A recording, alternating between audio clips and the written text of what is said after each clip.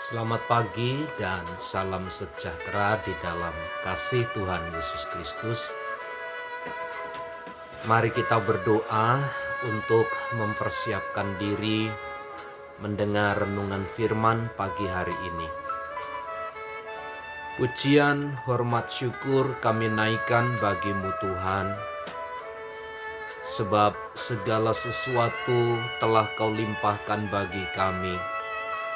Kekuatan, pertolongan, kesehatan, semua adalah pemberian-Mu bagi kami.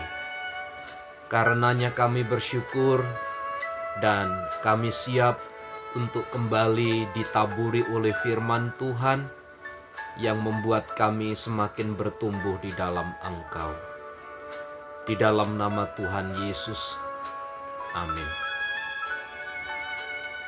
Kejadian pasal yang ketiga, ayat 1.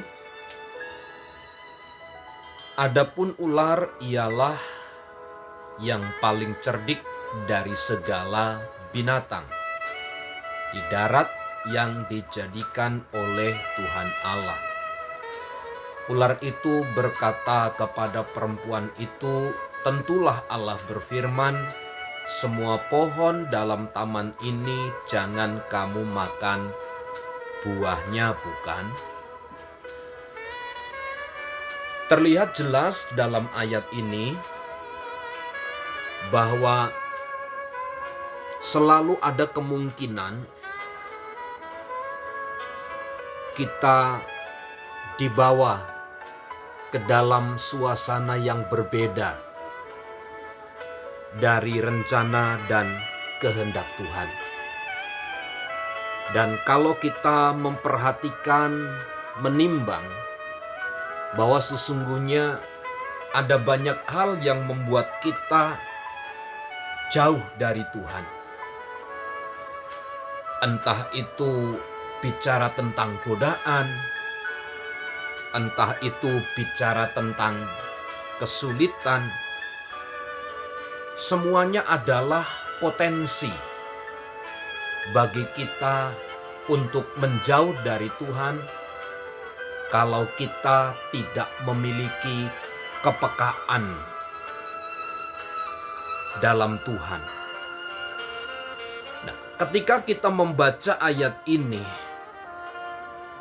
ular itu digambarkan sebagai iblis, digambarkan sebagai si pendakwa.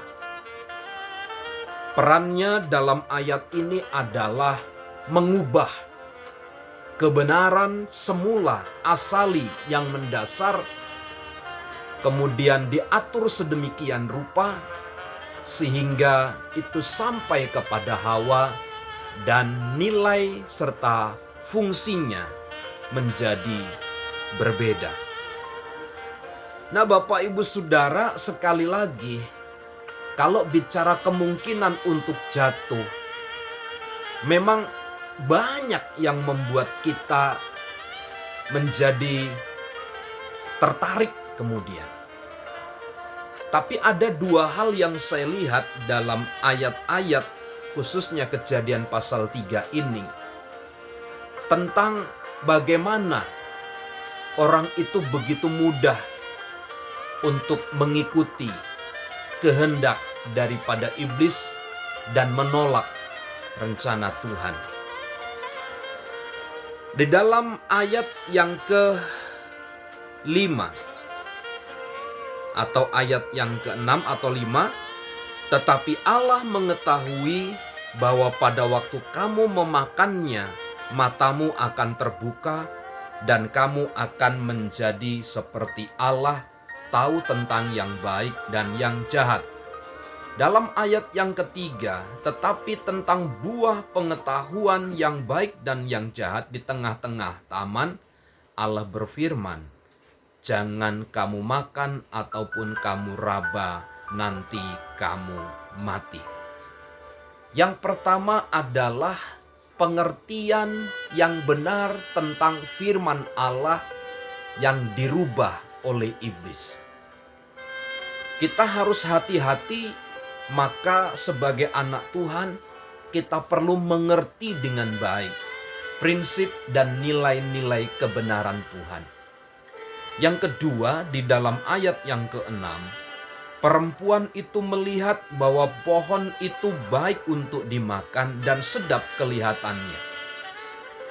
Yang pertama yang perlu kita mengerti bahwa asal mula yang kedua kejatuhan dari Hawa adalah ketika dia mempergunakan matanya, kemudian memandang sebuah objek yaitu yang dilarang oleh Allah, kemudian dia berpikir bahwa itu memberikan sebuah pengertian. Dari pengertian itulah akhirnya terdapat kesimpulan bahwa dia itu menarik dan memberi pengertian. Bapak, Ibu, Saudara, kita perlu benteng. Kita perlu kekuatan iman untuk menghalau pekerjaan iblis dalam hidup kita.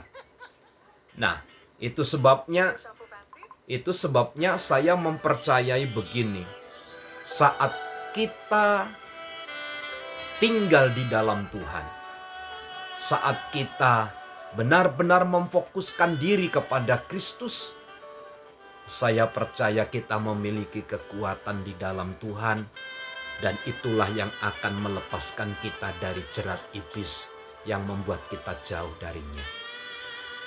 Saya berdoa kiranya Tuhan memampukan dan menolong kita untuk tetap berdiri di atas dasar firman Tuhan.